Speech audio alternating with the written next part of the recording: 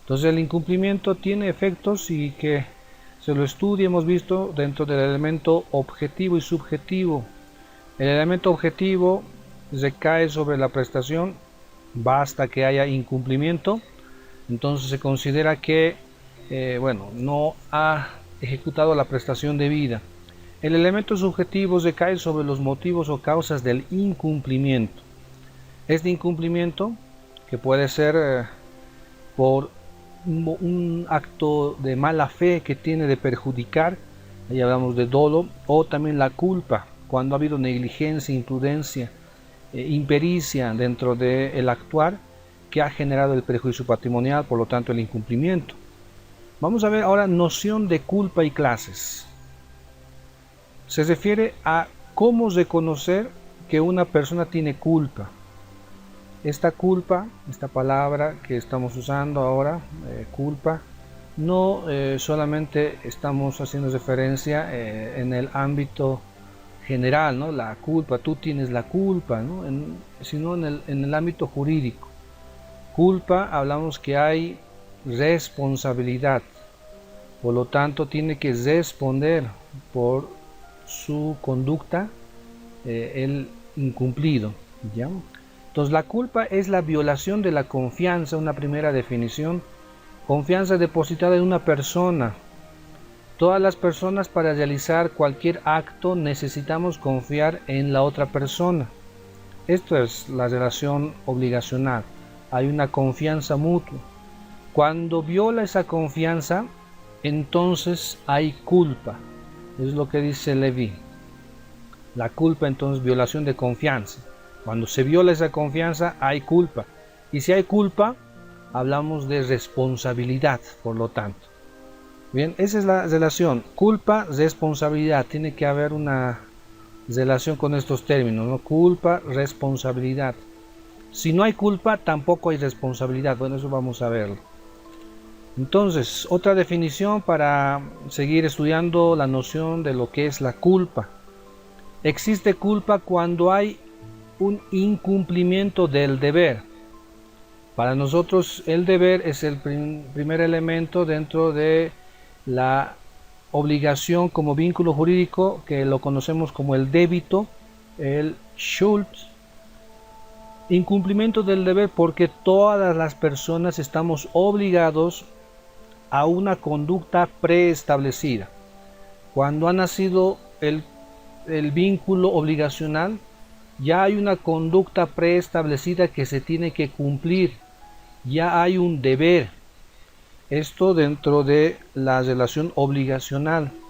Si hablamos más ampliamente dentro del ámbito del sistema jurídico, haríamos referencia a que todos estamos sometidos a ser o actuar de una manera que la norma jurídica nos encamina.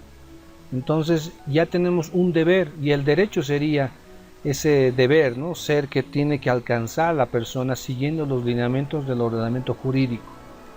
Y cuando nosotros incumplimos entonces dentro de esta relación obligacional ese deber de observar esos lineamientos, esos deberes, entonces entramos en culpa. Esto también es culpa, ¿no? Estamos viendo esa noción amplia de culpa con diferentes definiciones y perspectivas. Existe culpa también cuando se viola una conducta. Cuando se viola una conducta que estaba traducida en obligación, vemos que hay una conducta positiva y una conducta negativa. Dar, hacer, no hacer. Entonces se viola una conducta a la cual tenía que estar encaminada una persona a realizar. Ahora, todas las personas tenemos ciertas conductas que seguir, lo vemos nuevamente en un ámbito general. Y al violar estas normas de conducta, entramos en culpa. Y si entramos en culpa, otra vez, no olvide, va a producir la responsabilidad respectivamente.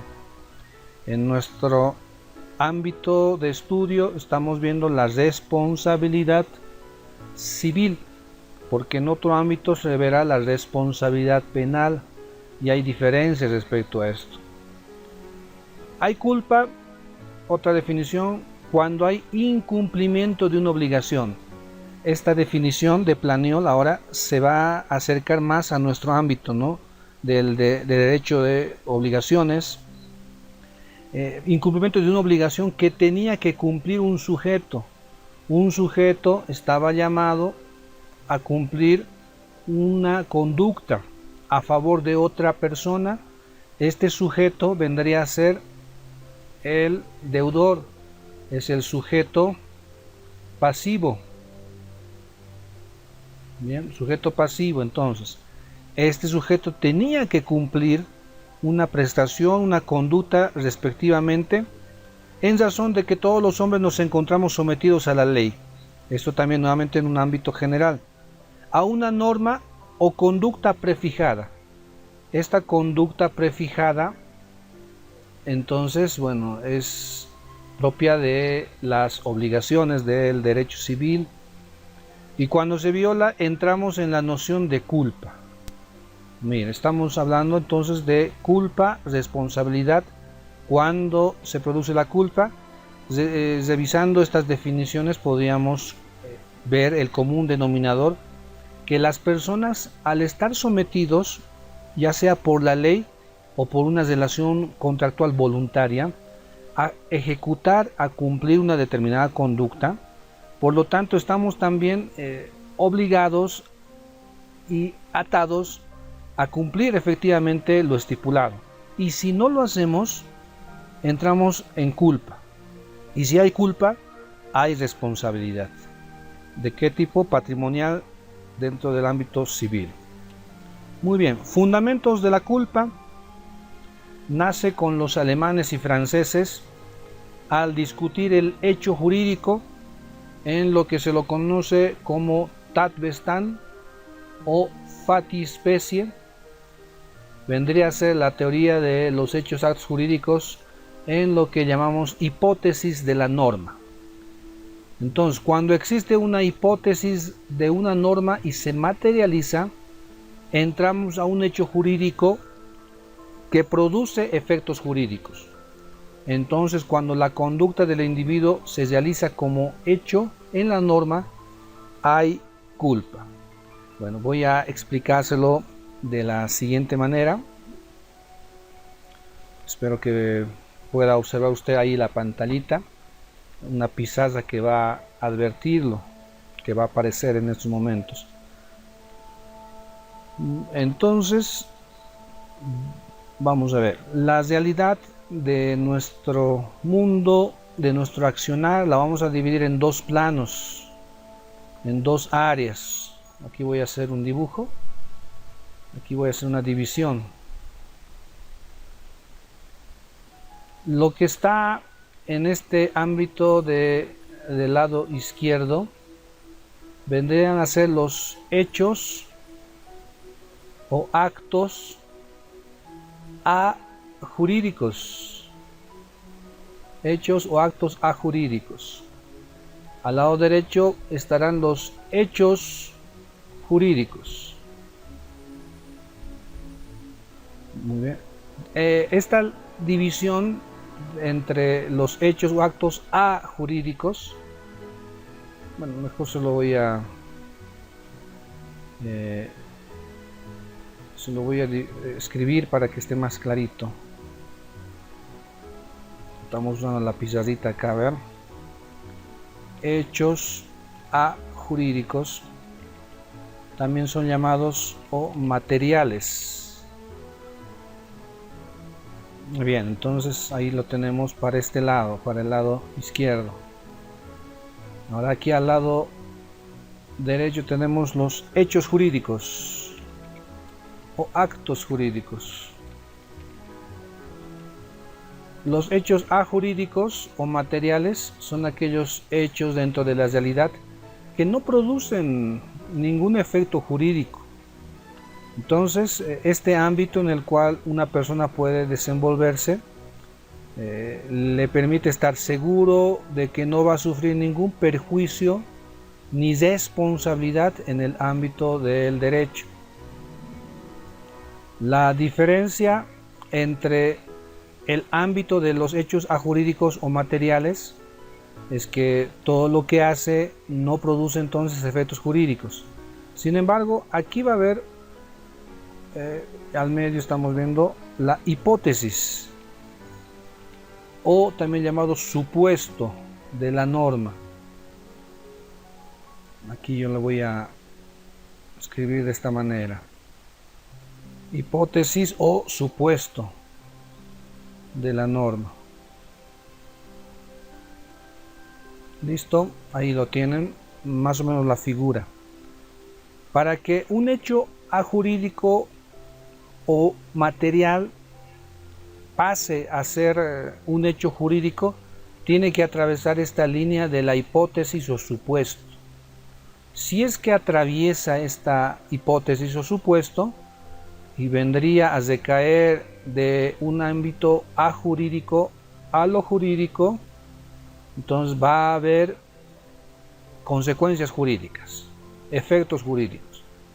Entonces, si una persona, es lo que nos dice esta explicación de la culpa, ¿no?, se encuentra en este ámbito de lo material, de lo ajurídico, pero se encuentra encaminado a cumplir una conducta respectiva y la incumple, pasará de este ámbito de los hechos ajurídicos o materiales al ámbito de los hechos o actos jurídicos respectivamente.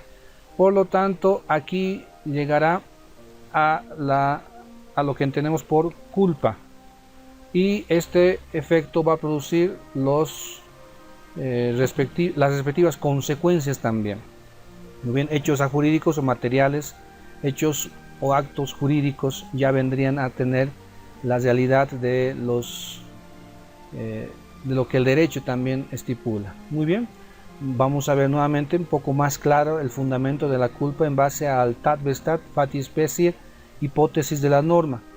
Cuando existe una hipótesis de la norma, ahí está, ¿no?, la hipótesis de la norma que separa la conducta ajurídica de lo jurídico.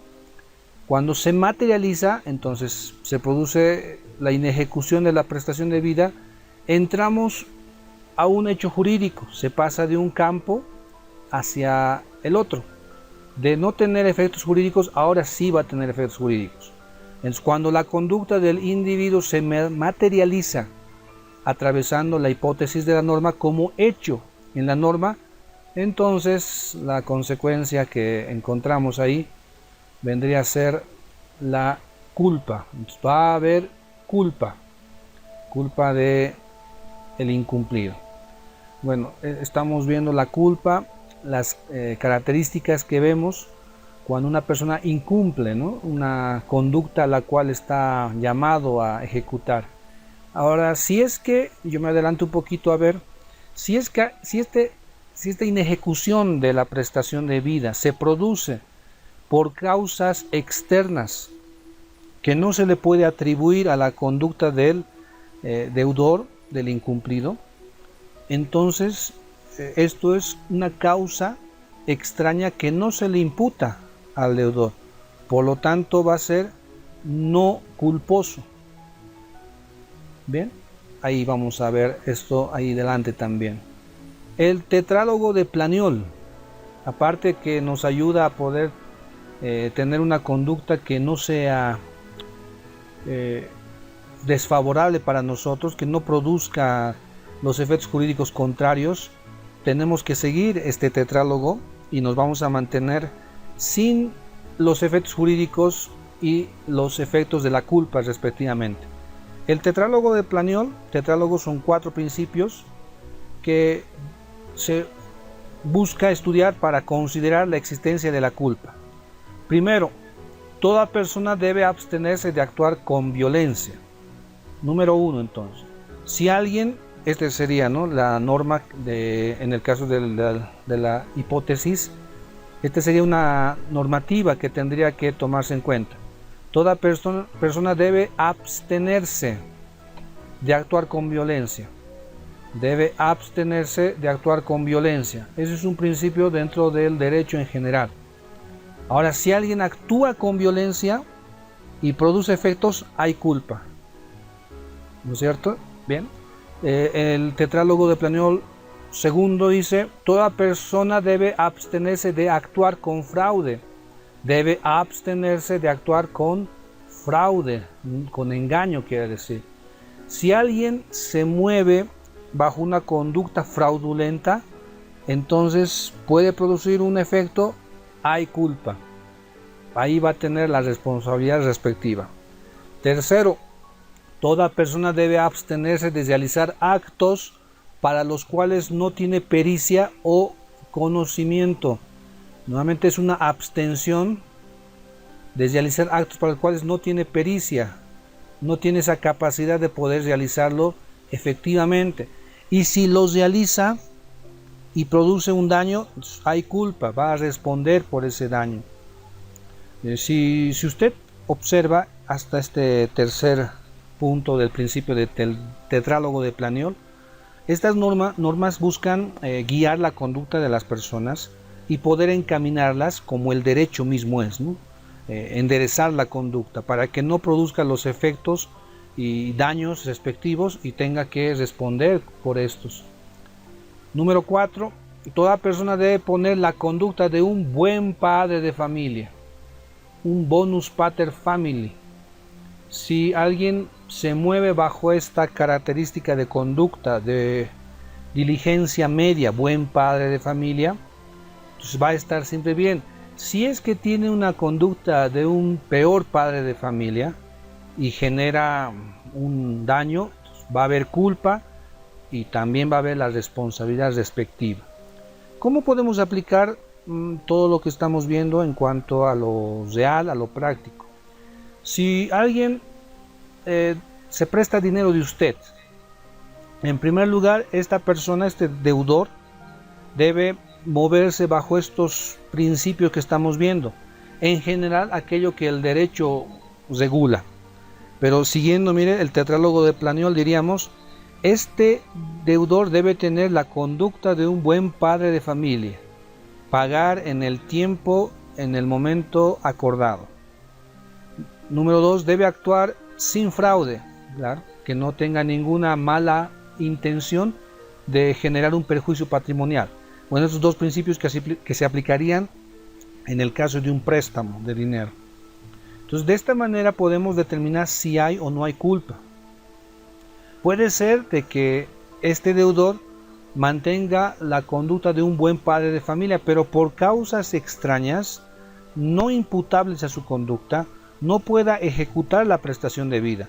En ese caso diríamos no hay culpa, porque la inejecución, el incumplimiento se produjo por una causa o fuerza mayor que ha impedido que pueda cumplir con la prestación. Ese es el elemento que nos ayuda a determinar la culpa o la no culpa. Muy bien. Entonces, si alguien se presta dinero, tiene que pagar en la fecha estipulada. Si no lo hace, no está siendo un buen padre de familia. Si es que se oculta, escapa, entonces ya hay fraude, por lo tanto hay culpa. Si es que alguien se compromete a realizar, hagamos de cuenta, una construcción, no sabiendo él nada de albañilería, no es un maestro ni nada, no conoce, pero se compromete a realizarlo, lo va a hacer mal y va a generar un perjuicio. Pero esta persona no era alguien que conocía esta área, por lo tanto, esos efectos vendrían a atribuirse a su responsabilidad. Hay culpa entonces. Muy bien, vamos a seguir avanzando. Espero que la noción de culpa cada vez más esté clara dentro del ámbito del derecho civil. Nuevamente quiero reiterarle que la noción de culpa dentro del ámbito del derecho penal va a ser tratada de diferente manera. Nosotros estamos viéndolo dentro del derecho civil y que no debes relacionarlo exactamente la noción de culpa con un delito culposo que podría estudiarse.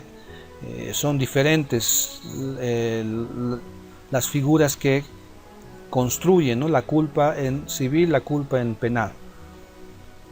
Clases de culpa. Vemos la culpa positiva o negativa. La culpa positiva es la imprudencia cuando el deudor realiza una conducta. En este caso, culpa positiva porque realiza una conducta prohibida por la ley o el acuerdo de las partes, es decir, realiza un acto que no debía realizar. Esa es la culpa positiva. Hay una conducta positiva también que va a llevar a que pueda producir un daño, un incumplimiento. La culpa negativa es la negligencia cuando una persona no hace lo que tenía que hacer. Debemos pagar impuestos y si no paga impuestos, bueno, esa es una culpa negativa. Culpa positiva cuando realiza algo que no debía hacer. Muy bien, entonces el no pagar una deuda en la fecha estipulada la podríamos aquí adecuar como una culpa negativa. No hace lo que tenía que hacer. Bien, culpa positiva sería cuando el deudor realiza algo prohibido por la ley. Por ejemplo, se estacionó en un lugar no permitido. Hay culpa también en este caso. Según su contenido también vamos a ver a la culpa. Tenemos la culpa intencional, no intencional. Cuando es intencional, son los actos dolosos. Aquí hay dolosos, donde el deudor ha tenido la intención de causar daño. Aquí hablamos de la intencionalidad que tiene la persona. Esto similar nuevamente al derecho penal, pero no en su totalidad. No intencionales, también llamados culposos. Hablamos de culposo, doloso. Cuando la persona no tiene la intención de incumplir y causar daño, pero incumple por negligencia o impericia. Voy a aclarar aquí un detalle que necesitamos, por favor, tenerlo claro. Estamos hablando de culpa. Esta es una confusión que surge generalmente. Culpa en un sentido general. En primer lugar le vamos a decir así. Luego tenemos aquí también culpa, que le estudia, y también tenemos dolo.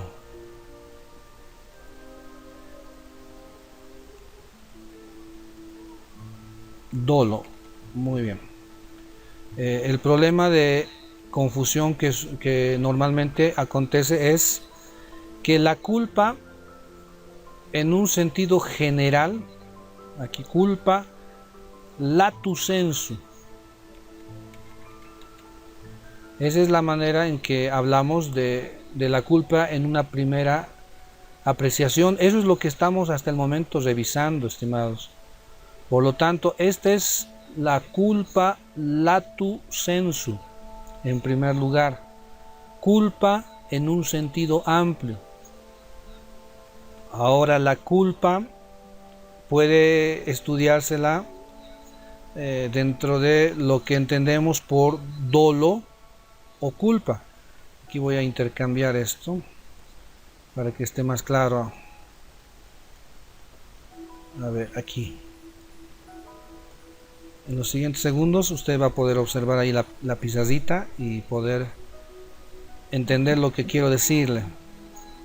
La culpa latu sensu se le estudia en estos dos ámbitos, el dolo y culpa. Usted no debe confundir la noción de culpa latu sensu, que es todo lo que estamos hablando, todo lo que le estamos explicando, el tetrálogo de Planiol, con esta noción de culpa que habla de la no intencionalidad. Aquí entonces no hay intención de causar el perjuicio, de causar el daño. En este caso hablamos de culpa. En cambio en dolo, bueno, sí hay una intención, ¿no? Hay una intención directa, mala fe de una persona que quiere causar un perjuicio patrimonial. si hay intención. En este sentido, por lo tanto, los efectos jurídicos serán respectivamente, ¿no? Ya sea dolo o culpa. Esta no intencionalidad se refiere a casos de impericia, negligencia. Mis estimados, si se corta la señal, por favor, volvemos a ingresar en la misma dirección. Ya estamos en el límite. Muy bien, entonces así tendría que estar viéndolo, por favor. Hasta aquí tiene que estar más o menos con estas con esta idea, ya, de culpa lato sensu involucra dolo, culpa. Culpa, no hay intención, hay impericia, negligencia. Por lo tanto, cuando hablamos de culpa, culposo, no hay intención, hablamos en este sentido. Pero no debe confundir con esta otra noción de culpa lato sensu. Ese es un error, una confusión que generalmente sucede al momento de estudiar la culpa. Culpa lato sensu. Culpa lata también se la llama. No es la misma que la culpa. Culpa, porque la culpa tiene que ver con la intencionalidad. Aquí no hay intención de generar el perjuicio patrimonialmente, ¿no? Entonces, esta noción de culpa lato sensu no es la misma que la culpa que la entendemos, ¿no? Hay una culpa que está dentro de la otra. ¿Cuál es la general? El continente sería culpa lato sensu. La culpa, hablamos, no hay intención. Porque culpa lato sensu también involucra al dolo. Ese es el detalle, ¿no? Entonces, por favor, tomen en cuenta esta diferenciación entre estas dos clases de culpa, podríamos llamar, que no significan lo mismo. ¿Está bien, por favor? Esta noción de culpa, esta palabrita culpa, lato sensu, nos lleva a confundirnos. Bueno, esto se va a ir aclarando a medida que se familiarice con nuestra materia, ¿no? Obligaciones. Bueno, entonces, intencionales son los actos dolosos donde el deudor ha tenido la intención de causar daño. Los actos no intencionales, llamados también culposos, cuando la persona no tiene la intención de cumplir y causar daño. Son llamados culposos, esta es la palabra, ¿no? Culposos, culpa, pero en un sentido ya estricto, ya específico, hablando de la intencionalidad. Pero incumple también por negligencia, por impericia, imprudencia que tiene ahí el incumplido. Por su gravedad, podemos distinguir la culpa en culpa grave, culpa leve, culpa levísima. La culpa grave, cuando una persona no coloca el mínimo cuidado de los negocios propios, es decir, que tiene la conducta, la diligencia de un pior pater family, un peor padre de familia. Esa es la culpa grave. Culpa leve es cuando una persona no pone el cuidado de las cosas propias, que es el cuidado, la diligencia de un buen padre de familia, un bonus pater family, un buen padre de familia que tiene que tener una conducta regular, normal, dentro de la diligencia media. Culpa levísima es cuando no se coloca el cuidado que las personas más diligentes y más astutas lo hubieran puesto. Vamos a explicar enseguida cómo se aplica todo esto. Es cuando no se coloca esa diligencia muy, muy extrema que podría haber puesto una persona. Entonces, esa es culpa levísima. A ver, el ejemplo que se usa dentro de la doctrina en este tiempo es lo siguiente. Imaginemos que, vamos a ver, la culpa grave, leve, levísima en el caso de un vuelo aéreo. Culpa grave. Vamos a empezar de abajo. Culpa levísima. La culpa levísima para el piloto, me refiero de la de la aeronave. Culpa levísima sería que el piloto no haya tenido esa diligencia de cuidar, por ejemplo, el alimento que se está distribuyendo en el avión. Él, si hubiera tenido una diligencia muy extrema, muy diligente, muy alta, habría revisado el alimento que se está dando a los pasajeros. Y claro, que ha producido una indigestión, un malestar, porque la comida había estado algo mala.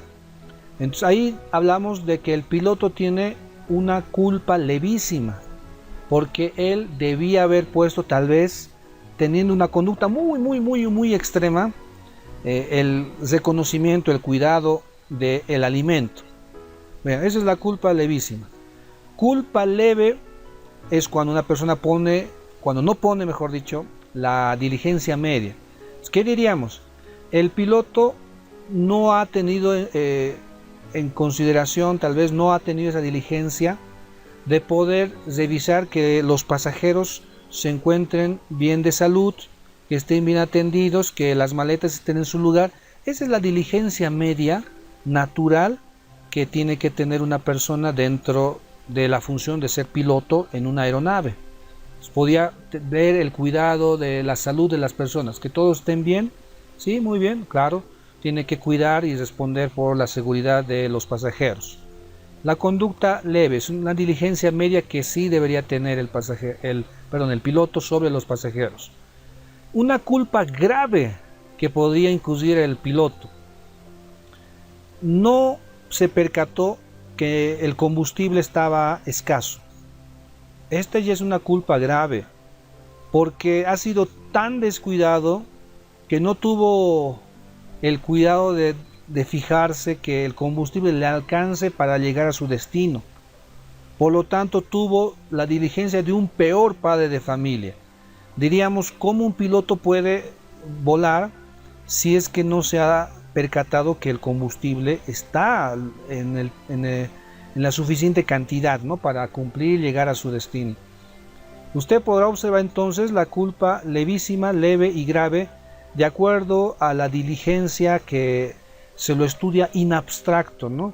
Un buen padre de familia, un peor padre de familia, un mejor padre de familia. De esta manera podemos entender la gravedad de la culpa en la cual ha incurrido una persona. Vamos a dar otro ejemplo. Imagínense la relación contractual que tiene un transportista. Hay un camión que está trasladando un equipo de imprenta. Usted sabe que estos equipos son muy pesados, necesitan ser transportados a través de estos medios, ¿no? Así, camionetas, remolques, ¿no? Así que bueno, el chofer, si tuviera una conducta, bueno, ¿cuál es la conducta media que debe tener? Bueno, el cuidado de no dañar el equipo. Entonces puede tener el cuidado respectivo de cargarlo a su camioneta, a su remolque, de forma cuidadosa, lo deja ahí y luego lo va a asegurar. Esa es la conducta media, ¿no? La diligencia media de un buen padre de familia. Si fuera levísima, bueno, diríamos, pero usted debería haberlo tapado con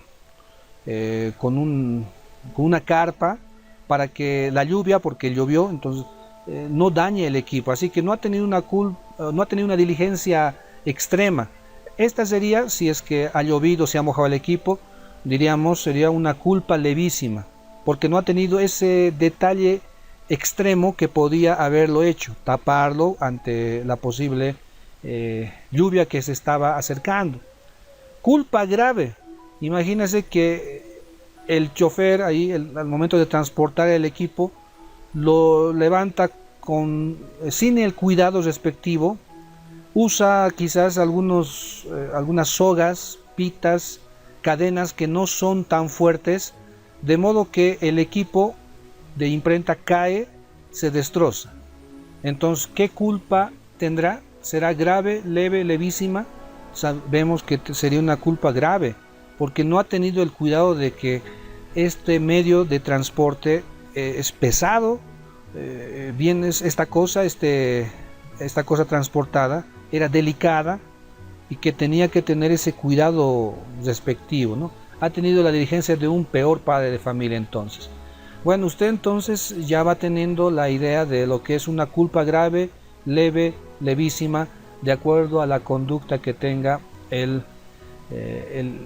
una determinada persona, ¿no? En este caso, el sujeto pasivo.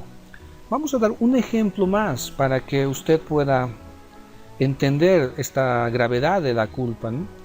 Vemos, bueno, en el caso de una persona que está contratada para realizar una construcción con ladrillo, cemento, bueno, unos ambientes, ¿no? Una habitación. Culpa grave, ¿cuál sería? Bueno, que mezcle de mala manera la arena y el cemento, de modo que la infraestructura que ha edificado se está rajando, se está cayendo. Culpa grave, ¿cómo no va a poner ese mínimo cuidado de mezclar bien el cemento y la arena? Entonces, bueno, ahí tenemos culpa grave. Culpa leve es cuando una persona no pone el cuidado en las cosas respectivas, propias, bueno, diligencia de un buen padre de familia. ¿Cómo es que debería haber construido ahí el cuarto, la habitación? Bueno, diríamos, debía haber puesto cemento en tal lugar, así, bueno, y cuidar de que el agua no ingrese por esta parte, de modo que no ha tenido la diligencia de un buen padre de familia. Entonces la mezcla, pero bueno, está bien, solo que se ha equivocado en esto, bueno, una diligencia media, puede que haya algunos errores. Vamos a la levísima. Culpa levísima es cuando no se coloca el cuidado de las personas más diligentes. Puede ser que la puerta donde puso ahí la habitación esté recibiendo mucha agua en el caso de lluvia. Entonces digamos, ¿por qué no se dio cuenta de que la lluvia hace de que por esta puerta ingrese agua al ambiente? Entonces, ahí vemos, estimados, ¿verdad? La culpa grave, leve, levísima. La culpa grave y leve se aplica en las obligaciones contractuales, por otra parte. Grave y leve, ¿por qué? Porque en lo contractual ya conocemos la suma líquida, el plazo establecido en el cual se tiene que cumplir con la obligación respectiva. Y se responde solo por los daños previsibles, daños que se pueden ver en el tiempo, daños previsibles. El daño directo que ha producido o daño previsto, eso quiere decir, ¿no? Esa es la culpa grave y leve. La culpa levísima se aplica a las obligaciones extracontractuales. Entonces, dos formas aquí estamos ya viendo de generar una obligación. Contractualmente, acuerdo de voluntades, pactan el surgimiento de la relación obligacional. Un contrato puede ser de préstamo. En el caso de obligaciones extracontractuales son situaciones que han producido una relación obligacional, pero hablaríamos de hechos ilícitos en el ámbito de lo civil.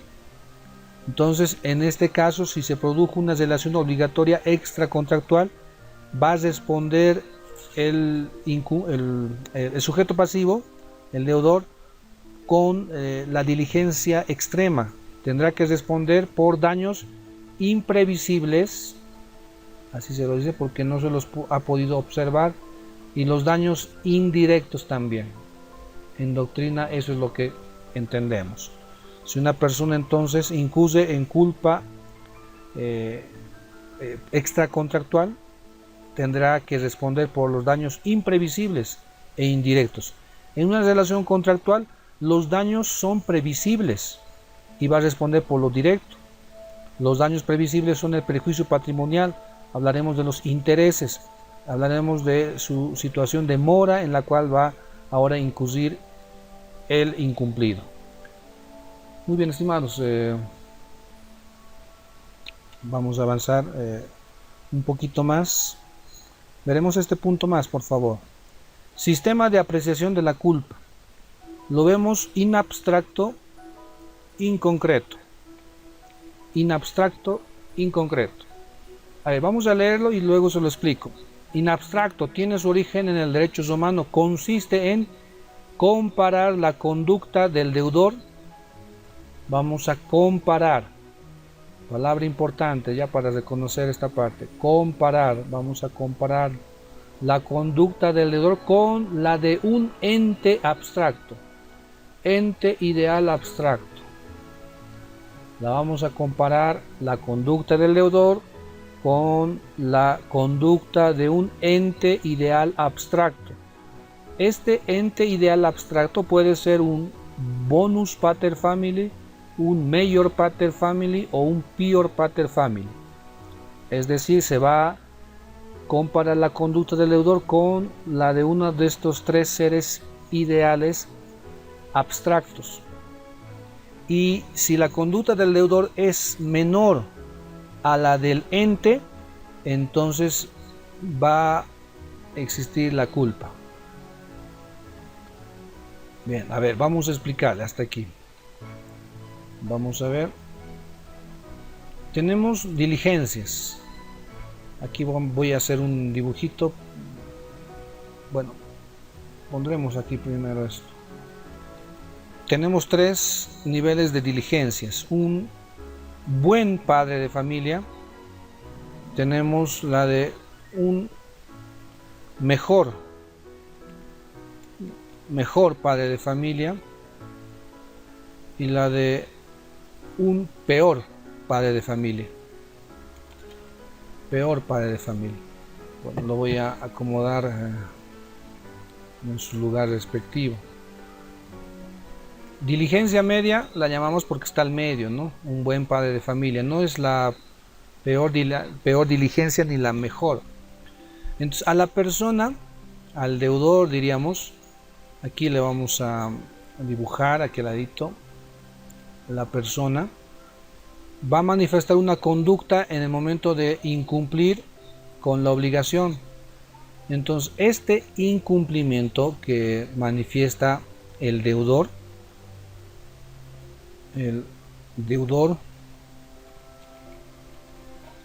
tendrá entonces una comparación con alguno de estos entes, ya sea un buen padre de familia, un mejor padre de familia o un peor padre de familia. Porque estos entes que aquí estamos tomando en cuenta son tres. Bueno, se considera que son entes, ¿no? Entidades ideales abstractas. Por lo tanto, en el caso de la aeronave, un buen padre de familia, esa diligencia, un piloto buen padre de familia, tendría una determinada conducta. Diríamos A, B, C, D, E. Esta es la conducta, diríamos, de un buen padre de familia. Ahora, el deudor, ¿qué es lo que ha hecho? Vamos a tener una lista de su conducta y la vamos a comparar, esta conducta del deudor con la del ente ideal. Entonces, veremos si hay o no hay culpa.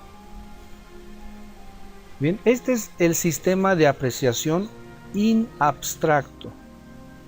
Se adecua, se compara la conducta del deudor, que es una persona real existente, con la de un ser ideal, la de un buen padre de familia, un mejor padre de familia o un peor padre de familia.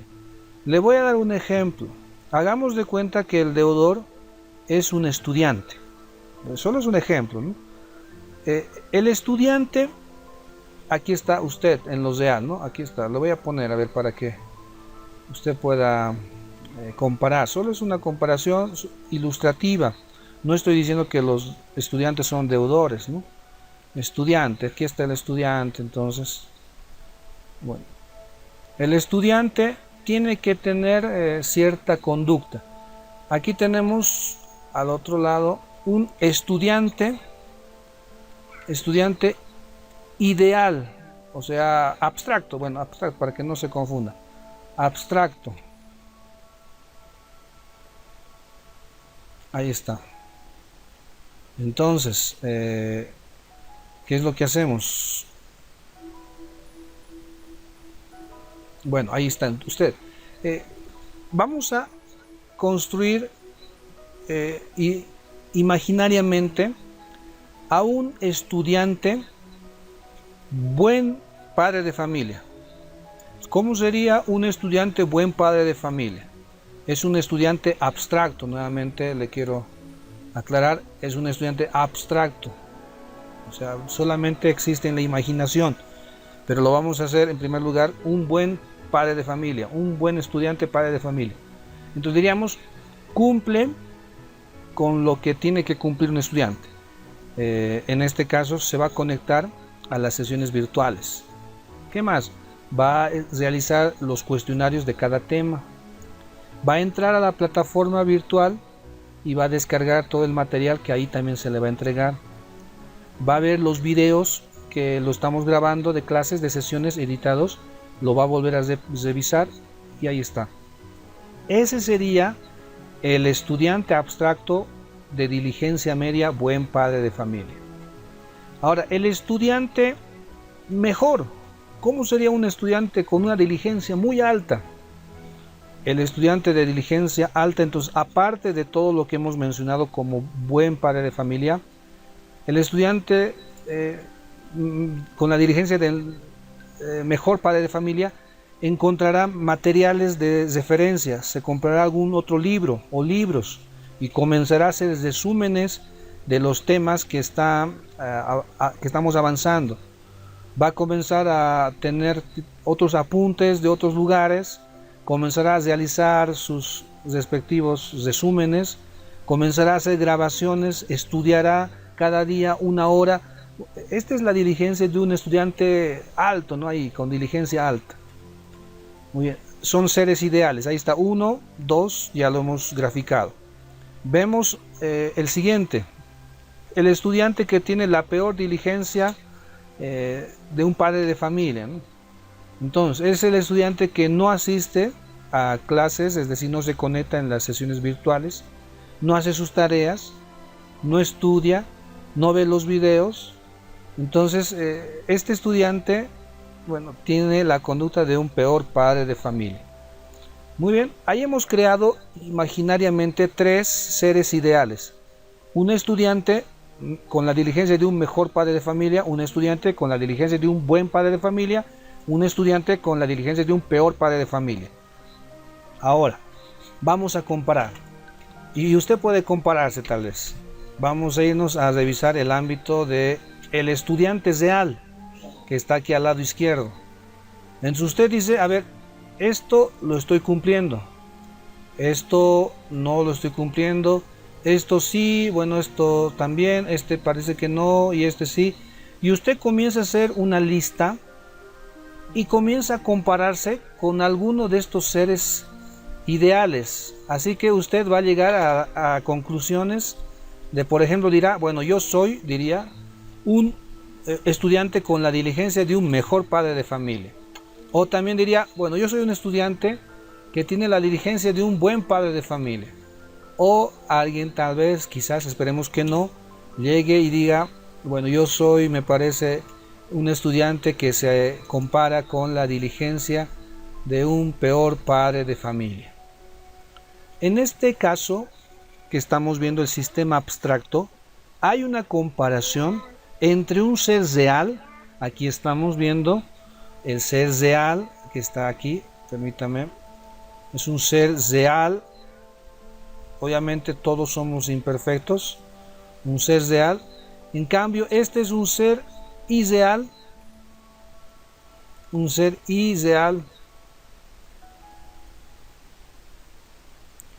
ahí se lo estoy marcando, parece una pared, ¿no? La que estamos rayando con pinturas. Muy bien, ese es el sistema de apreciación in abstracto, porque a un ser real se le compara con un ser ideal, ya sea un bonus, un mayor o un pure pater family. Muy bien, entonces volvemos a nuestras diapositivas ya para acabar esta sesión. In abstracto tiene su origen en el derecho romano, consiste en comparar la conducta del deudor con la de un ente ideal abstracto. Esa similitud, esa comparación que hemos visto ahí. Este ser ideal abstracto es un bonus, un mayor o un pure pater family. Y su conducta, ¿no? La conducta, bueno, es menor a la del ente Si es menor, entonces hay culpa. Entonces ahí se va a adecuar. Ya va a ser un mejor, un peor, un buen padre de familia. Esta teoría de apreciación del sistema inabstracto es criticada porque se considera absurda la comparación de un ser real, es lo que hemos hecho, ¿verdad? Hemos comparado a un ser real con un ser ideal, y dice esta teoría, esto no puede ser algo bueno. ¿Cómo vamos a comparar un ser real con un ser ideal? El ser real tiene sentimientos, tiene emociones que se debe tomar en cuenta. Este sistema inabstracto entonces no toma en cuenta este elemento subjetivo que tenemos los seres humanos. Muy bien, ese es el sistema de apreciación de la culpa inabstracto. Bonus pater family, pior pater family, mayor pater family.